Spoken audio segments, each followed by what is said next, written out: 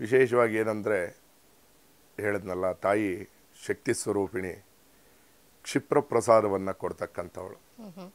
ಹಾಗಾಗಿ ಆ ತಾಯಿಯನ್ನು ಆರಾಧನೆ ಮಾಡೋದರಿಂದ ನಮ್ಮ ಒಂದು ಕ್ಷಿಪ್ರ ಪ್ರಸಾದಗಳಾಗಿರ್ಬೋದು, ಅಥವಾ ಬರುವಂಥ ಒಂದು ಭಕ್ತಾದಿಗಳೇನಿರ್ತಾರೆ ಅವರುಗಳಿಗೆ ನಾನಾ ರೀತಿಯಾದಂಥ ಸಂಕಷ್ಟಗಳು ಎಲ್ಲ ಇರುತ್ತೆ. ಅದನ್ನೆಲ್ಲ ದೂರ ಮಾಡಿ ಆ ತಾಯಿ ಅವ್ರಿಗೆ ಒಳಿತು ಮಾಡಬೇಕು ಅನ್ನೋದೊಂದು ಉದ್ದೇಶ. ಹಾಗಾಗಿ ಆ ತಾಯಿಯನ್ನು ಆರಾಧನೆ ಮಾಡ್ತೀನಿ.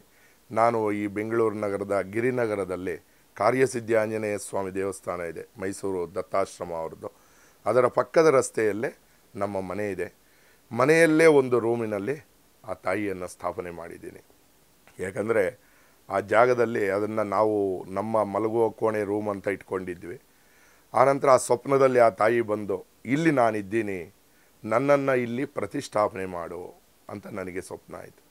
ಹಾಗಾಗಿ ಆ ತಾಯಿಯ ವಿಗ್ರಹನೂ ಅಷ್ಟೇ, ನಾನು ಹೋಗಿ ದುಡ್ಡು ಕೊಟ್ಟು ತೊಗೊಂಬಂದಿದ್ದಲ್ಲ. ಇನ್ನೊಬ್ರು ಯಾರೋ ಬಂದರು ನನ್ನ ಹತ್ರ ಜ್ಯೋತಿಷ್ಯ ಕೇಳೋಕ್ಕೆ, ಸ್ವಾಮಿ ನನಗೆ ಸ್ವಪ್ನ ಆಗಿದೆ, ನಿಮಗೆ ಆ ವಿಗ್ರಹವನ್ನು ಕೊಡಬೇಕಂತೆ ನಾನು ಅಂತ ತಾಯಿ ನನಗೆ ಹೇಳಿದಾಳೆ. ನೋಡಿ ಹೇಗಿರುತ್ತೆ ಆ ತಾಯಿಯ ಒಂದು ಲೀಲೆ. ಹೌದಾ, ಸರಿ, ಹಾಗಾದರೆ ಹಾಗೆ ಮಾಡಿ ಅಂತ ಹೇಳಿ ಅವರು ತಂದು ಕೊಟ್ಟರು. ಅದನ್ನು ಅಲ್ಲಿ ಅದರವರೆಗೂ ನಾನು ಒಂದು ಪುಟ್ಟದಾದ ವಿಗ್ರಹವನ್ನು ಪೂಜೆ ಮಾಡ್ತಾ ಇದ್ದೆ. ಆನಂತರ ಒಂದು ಸ್ವಲ್ಪ ದೊಡ್ಡದಾದ ವಿಗ್ರಹ ಬಂತು. ಆ ತಾಯಿಯನ್ನು ಅಲ್ಲಿ ಕೂರಿಸಿ ಆ ತಾಯಿಗೆ ದಿನನಿತ್ಯ ಅಭಿಷೇಕಗಳು, ಷೋಡಶೋಪಚಾರ ಪೂಜೆಗಳು ಎಲ್ಲ ನಡೆಯುತ್ತೆ. ವಿಶೇಷ ದಿನಗಳಲ್ಲಿ ಒಂದು ಕಾರ್ಯಕ್ರಮಗಳು, ಹೋಮ ಹವನಾದಿಗಳು ಎಲ್ಲ ನಡೀತಾ ಇರುತ್ತೆ. ವಿಶೇಷ ಈ ನವರಾತ್ರಿಗಳಲ್ಲಿ ಬೆಳಗ್ಗೆ ಒಂದು ತಾಯಿಗೆ ಅಭಿಷೇಕ ಮಾಡಿ ಅಲಂಕಾರವನ್ನು ಮಾಡಿ, ಮತ್ತೆ ಸಂಜೆ ನಾನು ದುರ್ಗಾ ಸಪ್ತಶತಿ ಪಾರಾಯಣವನ್ನು ಮಾಡಿ, ಆ ದಿನನಿತ್ಯ ಒಬ್ಬೊಬ್ಬರು ಭಕ್ತಾದಿಗಳು ಸೇವೆಗೆ ಕೊಟ್ಟಿರ್ತಾರೆ, ಅವರ ಸೇವೆಗೆ ಸಂಕಲ್ಪವನ್ನು ಮಾಡಿ ಆ ದಿನದ ಕಾರ್ಯಕ್ರಮವನ್ನು ಮಾಡಿಕೊಟ್ಟು ಅವ್ರಿಗೆ ಒಳಿತಾಗಲಿ ಅನ್ನೋದನ್ನು ಮಾಡ್ತಾಯಿದ್ದೀನಿ. ಹಾಗೆ ಅಲ್ಲೊಂದು ನಾನು ಹುಂಡಿಯನ್ನು ಇಟ್ಟಿದ್ದೀನಿ.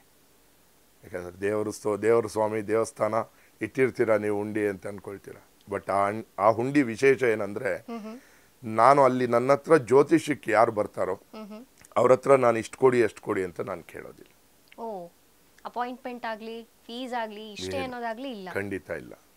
ನನ್ನ ಹತ್ರ ಬಂದರು, ಅವ್ರಿಗೇನಿದೆ ನೋಡಿದೆ, ಹೇಳಿದೆ, ನೋಡಿ ಅಲ್ಲಿ ಹುಂಡಿ ಇಟ್ಟಿದ್ದೀನಿ, ಆ ಹುಂಡಿಯಲ್ಲಿ ನಿಮಗೇನು ಭಗವಂತ ಆ ತಾಯಿ ಪ್ರೇರೇಪಣೆ ಕೊಡ್ತಾಳೋ ಅದನ್ನು ಹಾಕಿ.